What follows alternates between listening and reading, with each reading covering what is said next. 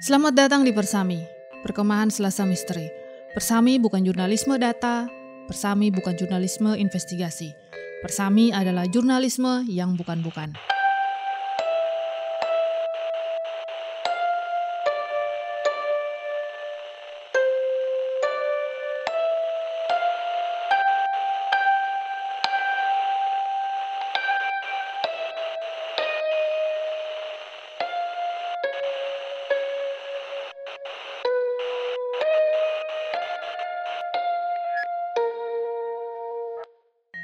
Ada perbedaan cara pandang terhadap daerah istimewa Yogyakarta, terutama di antara orang asli seperti aku dan orang-orang yang dari luar Jogja. Ya, setidaknya ini menurut pengamatan pribadi dan berdasarkan pengalamanku sendiri. Mungkin teman-teman dari luar Jogja memandang Jogja selayaknya kota yang asik, kota wisata, kota pelajar pada umumnya, kota yang romantis. Mengutip kata-kata penyair Joko Pinurbo, terbuat dari rindu, pulang, dan angkringan. Dan emang benar, angkringan hanya satu dari sekian ragam kuliner khas Yogyakarta. Wisata alamnya juga lengkap. Pengen cari suasana adem, bisa ke Merapi, Kaliurang, atau bisa ke jajaran Bukit Menoreh yang eksotis. Mau ke pantai? Dari pantai pasir hitam sampai pantai pasir putih, semuanya ada. Wisata malam, tinggal pilih aja mau yang seperti apa. Warga Jogja juga terkenal akan keramahannya. Demikian juga galerinya, museumnya, seniman-seniman yang membuat Jogja menjadi salah satu kota paling artsy. Pendeknya, Jogja punya aura yang bikin orang-orang itu selalu kangen. Orang-orang selalu ingin kembali ke kota Jogja. Dan aku setuju. Hanya saja, yang jarang orang-orang tahu, Jogja juga punya sisi gelapnya. Ya, sebagaimana kota-kota yang lain. Dan belakangan ini, sisi gelap dari kota Jogja itu muncul kembali. Bahkan sampai menjadi perbincangan hangat di kalangan netizen. Dan jika kamu tanya pendapatku, aku cuma bisa cerita pengalamanku sekitar 10 tahun yang lalu. Pengalaman yang bikin aku berpikir 2 kali untuk naik motor sendirian, apalagi pada waktu malam. Oh iya, jadi lupa memperkenalkan diri. Namaku Adit, tapi teman-teman memanggilku Sastro. Ya, mungkin kalian juga ngalamin dipanggil dengan nama orang tua kita saat kita sekolah dulu. Bedanya, Sastro itu nama kakekku. Mungkin mereka gak enak manggil nama ayahku karena aku emang anak yatim. Oke, balik ke ceritaku tadi. Semuanya berawal dari persiapan pensi atau pentas seni sebagai acara penutupan akhir semester. Kebetulan pada waktu itu aku jadi wakil ketua panitianya. Hari itu, Rabu 11 Januari 2012, aku masih berada di sekolah sampai jam 10 malam. Setelah rapat selesai, aku dan teman-teman panitia lain pulang menuju ke rumah masing-masing. Nah, kebetulan rumahku adalah yang paling jauh. Sekolahku masuk wilayah kota, sementara rumahku berada di ujung utara wilayah Sleman, di sebuah desa yang hampir berbatasan dengan Magelang. Malam itu aku naik motor sendirian, pelan-pelan, santai, melewati kawasan Ring Road Utara, lalu kemudian belok kanan ke arah Jalan Magelang. Pada waktu itu kira-kira hampir jam 11 lah. Jalanan udah sangat sepi, dingin, dan membuatku gak bisa memacu motor lebih kencang lagi. Dingin banget.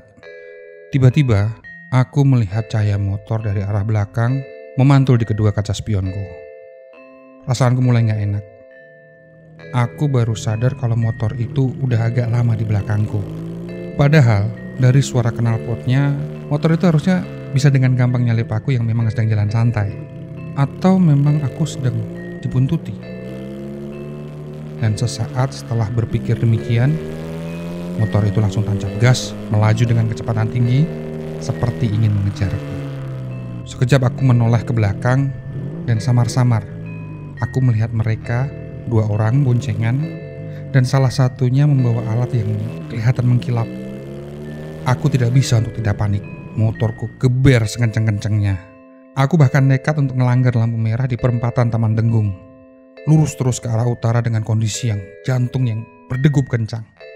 Melewati Samsat Sleman dan Ketika aku berpikir aku sudah meninggalkan mereka, saat itu pula lah aku dipepet, hampir bersenggolan. Dalam sepersekian detik aku menengok ke kanan untuk melihat dua orang yang sedang menyerangku. Mereka tampak seperti remaja lelaki pada umumnya, dan sepertinya seumuran denganku. Aku menengok lagi dan kali ini aku perhatikan jaket yang dipakai salah satu dari mereka. Sepertinya gak asing. Ya, mereka adalah siswa SMA yang selama ini jadi musuh bebuyutan sekolahku. Aku gak pernah terlibat sekalipun perseteruan konyol itu. Aku gak pernah ikut konfliknya, apalagi konfrontasi langsung. Aku pun gak deket dengan anggota geng di sekolahku. Tapi malam itu aku sedang kena sial. Aku memakai jaket angkatan dan aku baru ingat. Tadi aku sempat melewati tempat nongkrong mereka. Padahal aku sudah diperingatkan bahwa jangan lewat sana. Mereka memepetku dan fuck. Benda mengkilap itu ternyata sebilah pedang katana dan sampai kemudian mereka menggeber motor mereka melaju kencang untuk kabur ke arah Magelang. Aku coba mengatur nafas. Aku pelankan laju motor. Aku mencoba mengatur nafas dan berhenti di pinggir jalan. Seingatku aku berhenti di depan SPBU Mendari yang kebetulan memang pada waktu itu belum tutup. Aku merasakan perih di tangan sebelah kanan. Punggungku juga terasa perih. Lengan jaketku sudah robek selebar kurang lebih 15 cm. Tembus hingga ke dalam hingga merobek kulit lenganku. Darah segar mengucur pelan dan menetes membasahi aspal.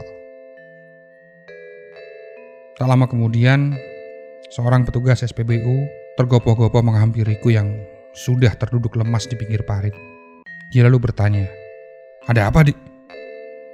"Klitih, Mas." Pernah mendengar kata klitih? Jika kamu orang Jogja atau minimal menyimak perbincangan di medsos dalam beberapa waktu terakhir, seharusnya kamu sudah paham. Dalam bahasa Jawa, klitih dulunya dimaknai sebagai aktivitas mencari angin di luar rumah, atau istilah lainnya keluyuran. Tapi dalam dunia remaja, terutama dunia geng di sekolah-sekolah di Yogyakarta, pemaknaan klitih kemudian berubah. Klitih dimaknai sebagai aksi kekerasan jalanan dengan menggunakan senjata tajam. Biasanya dilakukan pada malam hari. Pelakunya adalah anggota geng dan targetnya adalah anggota geng lainnya, terutama yang menjadi musuh bebuyutannya. Bagaimana dengan modus operandinya? Pelaku biasanya mencari korban dalam kondisi yang rentan. Artinya, yang naik motor, sendirian, dan di malam hari. Biasanya pelaku sudah mengincar dari jauh, lalu membuntuti korban hingga berkilo-kilometer.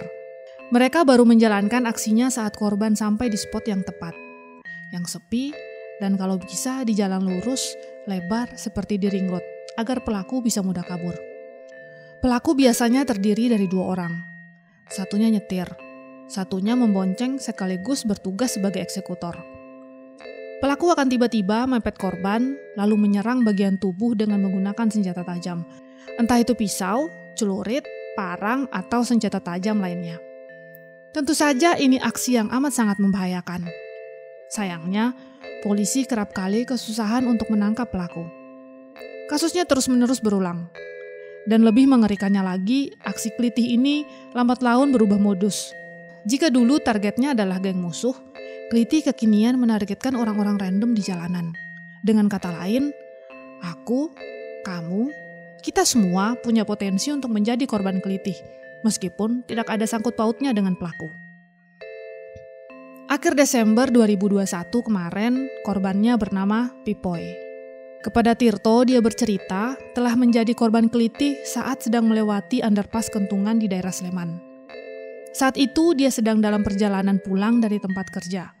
Kejadiannya juga belum malam-malam banget, baru sekitar pukul 7 malam. Bayangkan. Kepolisian Jogja mengatakan pada 2021 saja ada 58 laporan kasus klitih. Kembali ke kasus Pipoy. Untung saja dia hanya mengalami luka-luka di tangan. Pasalnya beberapa korban klitih ada yang sampai meninggal dunia. Menurut catatan Jogja Police Watch sejak 2016, setidaknya ada 6 korban klitih yang meninggal. Salah satunya adalah Dwi Ramadhani Herlangga. seorang mahasiswa UGM berusia 25 tahun. Pada Kamis dini hari 7 Juni 2018, dia menjadi korban kelitih saat sedang dalam perjalanan menuju kosnya di daerah Sleman. Dwi diserang saat sedang melintasi Jalan Simanjuntak, Yogyakarta. Pelaku diperkirakan berjumlah 2 orang dan berboncengan menggunakan sepeda motor jenis Matic. Sebenarnya Dwi tidak sendirian. Ada teman lain yang beriringan mengendarai sepeda motor. Namun sialnya, malam itu Dwi yang menjadi target pelaku.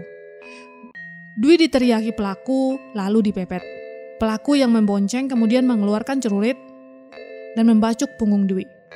Dwi tidak bisa menghindar. Dia kena luka sepanjang 9 cm di punggung sebelah kiri dengan kedalaman sekitar 8 cm. Dwi sempat dibawa ke rumah sakit Sarjito, tapi karena lukanya sampai menembus paru-paru, Dwi akhirnya meninggal dunia. Oh ya, kamu tahu apa yang Dwi dan kawan-kawannya lakukan sebelum kejadian naas itu? Mereka habis membagikan makanan sahur untuk warga di jalanan di kota Yogyakarta. Ya, kasus ini terjadi pada bulan puasa ketika korban sedang melakukan perbuatan yang mulia. Kelitih terus berulang dan akan terus menjadi pekerjaan rumah bagi banyak pihak. Tidak hanya untuk aparat penegak hukum, tetapi pemerintah daerah, para orang tua, hingga institusi pendidikan di Yogyakarta. Saya Yantina dan rekan saya Riva, kita akan ketemu di Persami edisi berikutnya. Ingat, kita bukan Spider-Man yang punya alarm biologis bila bahaya mengancam. Tetap hati-hati dan tetap waspada.